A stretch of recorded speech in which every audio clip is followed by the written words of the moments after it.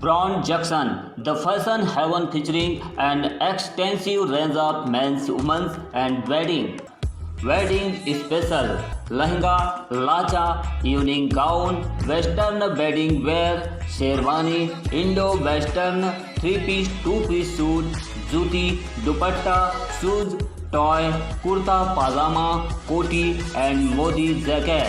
You are welcome Brown Junction, men's women's wedding, exclusive and luxury showroom near HDFC Bank, Gondia Road, Balaghat. Contact detail 9193559193 9424999991.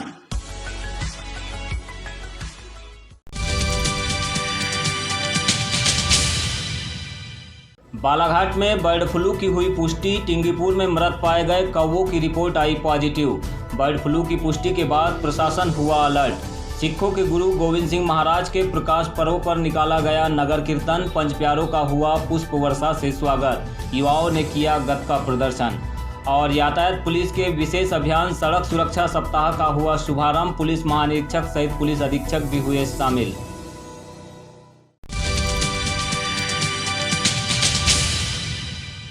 सिखों के गुरु गोविंद सिंह महाराज के 354वें प्रकाश पर्व के अवसर पर रविवार को श्री गुरु सिंह सभा से नगर कीर्तन निकाला गया, जिसमें बड़ी संख्या में सिख समाज के लोग शामिल हुए। वहीं नगर में निकले नगर कीर्तन का जगह जगह धार्मिक और सामाजिक संगठनों के द्वारा पुष्प वर्षा कर स्वागत किया गया।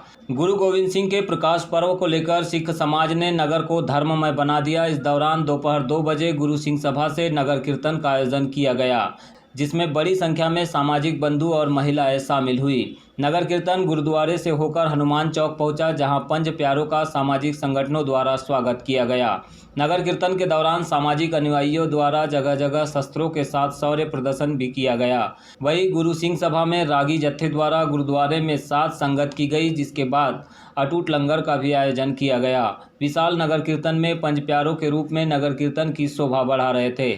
शहनाई, ढोल ताशे, बैंड बाजों की सुर लहरी, शहीदों की झांकियां इस नगर कीर्तन में मुख्य आकर्षण का केंद्र रही।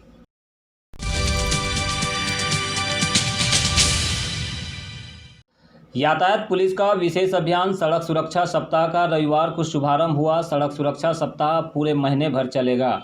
इस मौके पर मुख्य अतिथि के तौर पर बालाघाट मंडला रेंज के IG KP Venkateshwar Rao, DIG Anurag Sharma, police अधीक्षक अभिषेक तिवारी सहित यातायात थाना प्रभारी मौजूद रहे।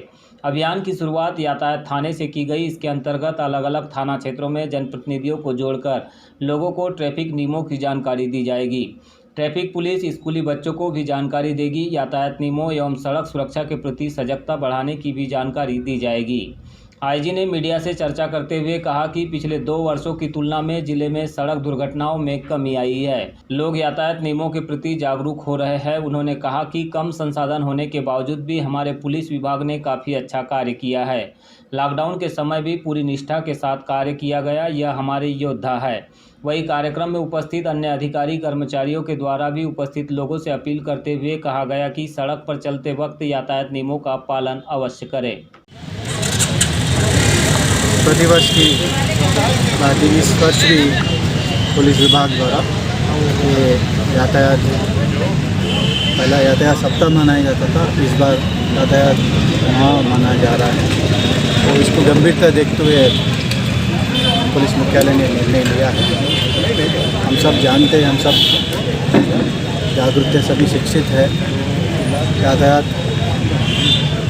नियमों पालन करने का कितना अहमियत है ज़िंदगी में।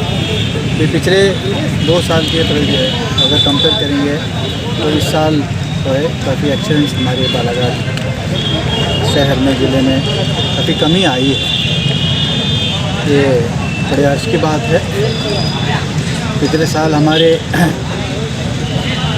पुलिस के जो ट्रैफिक थाना है और हमारे कांस्टेबल जितने भी है, कम संसाधन रहते हुए भी, कम स्ट्रेंथ रहते हुए भी हम लोग न केवल यातायात हमारे ड्यूटियों का पालन किया, परंतु कोरोना महामारी में भी के दौरान भी रात दिन मेहनत करके रोडों पे और जगह जगह पे हमारे जो पुलिस व्यवस्था लगी, हम लोगों ने इस महामारी को हमने हमारे योद्धा ने, हमारे पुलिस योद्धा ने उसको बड़ी सफलतापूर्वक उन्होंने इसको अंजाम दिया है। कई हमारे अधिकारी कर्मचारी इसमें उनका कोरोना की वजह से मृत्यु हुआ है। ये हमारे लिए बहुत अच्छी बात नहीं, फिर भी हम लोग देश के प्रति, समाज के प्रति हम लोग कर्तव्यबद्ध है। हमारे पूरा निष्ठा के साथ हम लोग काम करेंगे। अब यातायात का तो वहाँ चलेगा उसमें।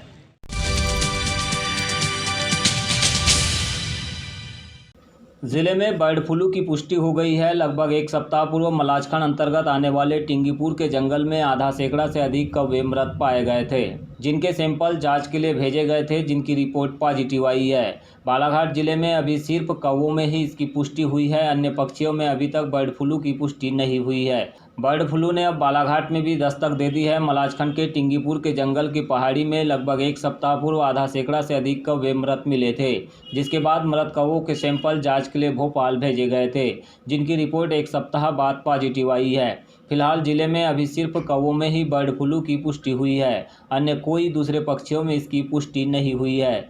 जिले में बर्ड फ्लू की दस्तक के बाद अब प्रशासन भी अलर्ट हो गया है। लोगों से अपील की जा रही है कि यदि कोई पक्षी मृत दिखता है तो उसकी सूचना पशु चिकित्सा अधिकारी को तत्काल दे और जहां पक्षी मृत पाए जाते हैं उस जगह पर चूना का छिड़काव करे, जिससे वहां पर इन्फेक्शन होने का खतरा कम हो जाता है। वहीं नोडल अधिकारी परते ने बताया कि अभी अन्य पक्षियों में इसकी पुष्टि नहीं हुई है।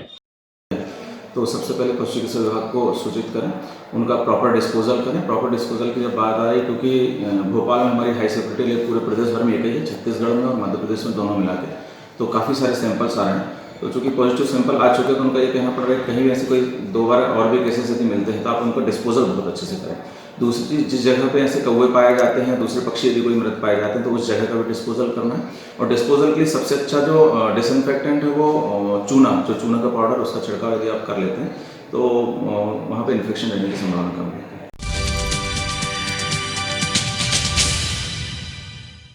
कटंगी तिरोड़ी रेल परियोजना के लिए जिन किसानों से भूमि अधिकृत की गई थी, ऐसे प्रभावित किसान और उनके परिजन नियमानुसार परिवार के एक सदस्य को रेलवे में नौकरी की मांग को लेकर 12 जनवरी से प्रदर्शन कर रहे हैं। इस प्रदर्शन में 3 युवक आलोक चौधरी, अंशुल ठाकरे, कमल राहंगडाले लगातार भूख हड़ताल पर बैठे हुए थे, जिनका साथ देने अन्य किसान भी इनके साथ धरने पर बैठे हैं। इन युवकों ने प्रदर्शन के 6वें दिन ब्रॉडगेज संघर्ष समिति के राष्ट्रीय अध्यक्ष अनूप सिंह बैस के साथ करीब 3 घंटे तक चली चर्चा के बाद सामूहिक रूप से भूख हड़ताल समाप्त करने का निर्णय लिया है।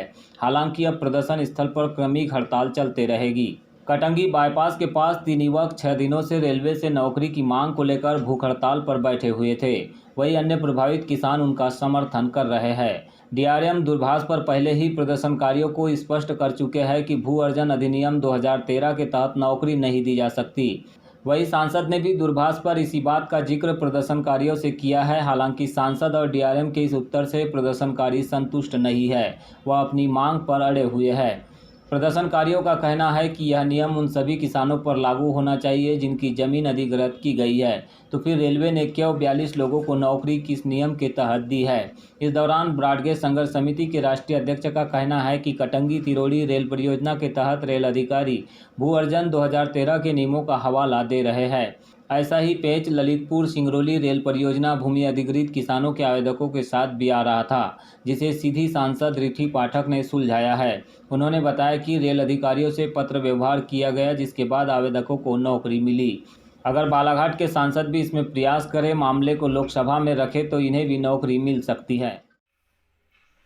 12 जनवरी से कटंगी तिरोड़ी के मध्य जिन किसानों की भूमि अधिग्रहित की गई थी, उनके परिवार के एक सदस्य को रेलवे में नौकरी देने का वायदा किया गया था, लेकिन 2013 के अधिनियम की कुछ व्याख्याएं रेल बोर्ड ने नए सिरे से निर्धारित किया था, जिस विसंगति को लेकर कुछ युवा किसान कटंगी के रेल लाइन के पास में भूख हड़ताल में बैठे हुए थे और इन विसंगतियों का निराकरण रेल बोर्ड के माध्यम से ही हो सकता है। ये सारी जानकारियां मेरे द्वारा उनको दी गई और मेरे आग्रह पर उन्होंने अपनी भूख हड़ताल जो 6 दिन से लगातार चल रही थी वो समाप्त की। लेकिन इस विषय में पूरी गंभीरता के साथ जिस तरह से रीति पाठक जी ने रीवा सीधी के किसानों को न्याय दिलाया और उनकी नौकरियां लगाई। इसी तरह का निर्देश रेल बोर्ड के द्वारा वहां की रेल परियोजना के लिए दिया गया था, जिसका मामला बहुत ही प्रभावशाली ढंग से रीति पाठक जी द्वारा लोकसभा में उठाया गया, जिस पर रेल बोर्ड ने अपने इन नियमों को समाप्त कर वहां पर नौकरियां प्रदान की।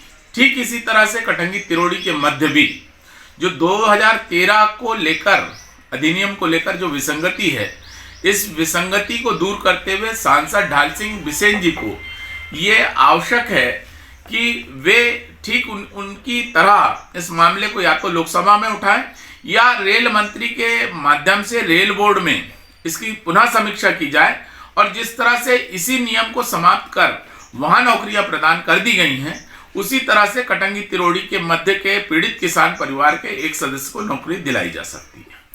अभी किसानों को क्या कहना है? अभी देखिए, उनका तो बड़ा सीधा सीधा ये कहना है कि 214 जो परिवार प्रभावित परिवार हैं, और जिस तरह से रेलवे ने उनसे वायदा किया था कि 4 गुना मुआवजा, 20% राज्य सरकार द्वारा अतिरिक्त भूमि के बदले भूमि दी जाएगी और रेल विभाग में नौकरी दी जाएगी, यह तीनों जो उनकी मांगे हैं वो पूरी तरह से जायज है और नियमानुसार है। यदि 2013 का अधिनियम जो कहता है और रेल विभाग ने अगर कोई वायदा किया है और उनकी यह मांग उस वायदे के अनुरूप है, तो निश्चित तौर पर उनका आंदोलन जायज है और उनकी मांग जायज है, जिसका समर्थन हम करते हैं। और यह बात अत्यंत आवश्यक है अब कि इस विषय को हमारे बालाघाट सिवनी के सांसद ढाल सिंह बिसेन जी को पूरी गंभीरता से लेना चाहिए, नियमों को समझने की कोशिश करना चाहिए, और जिन नियमों का प्रभाव उनकी नौकरी पर नहीं पड़ता है और जो नियमों के दायरे में नहीं आते हैं, उन सारे किसानों को नौकरी दिलाकर और इस नियम को समझते हुए रेल बोर्ड को इस बात का तस्दीक कराकर कि जिस तरह से रीति पाठक जी ने वहां पर नौकरियां दिलाई हैं, ठीक उसी तरह से उन्हीं नियमों के तहत यहां पर भी नौकरियां दिलाई जा सकती हैं। यह कार्य अब पूरी जिम्मेदारी से बालाघाट सिवनी के सांसद ढाल सिंह बिसेन जी को करना चाहिए। किसान परिवार की सभी महिलाओं ने कहा है कि हमारे बच्चे यहाँ पर भूखे प्यासे न बैठकर अब हम स्वयं वहां पर सांसद ढाल सिंह बिसेन के घर में जाकर वहां पर भूखे प्यासे बैठेंगे, और अब जो है ये किसानों का धरना महिलाओं के माध्यम से सांसद जी के घर पर होगा।